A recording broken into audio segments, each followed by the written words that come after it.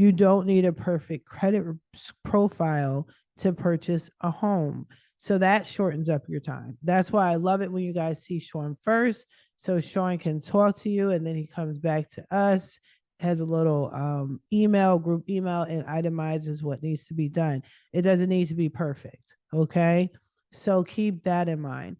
But be sure to not freak out. Don't think all is lost when it comes to your credit score. We're not expecting you to know everything. We're the professionals here. Okay. I strongly recommend that you see Sean first. Sometimes you guys come to me first and I have to send you to Sean and you come back to me. It's totally fine. But definitely bring down your utilization. That's one thing you can control. And if you're looking for fast results, you can definitely get them that way as well.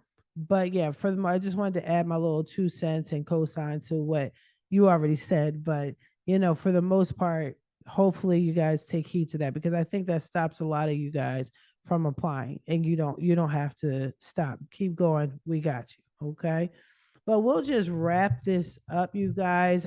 Thanks for joining us.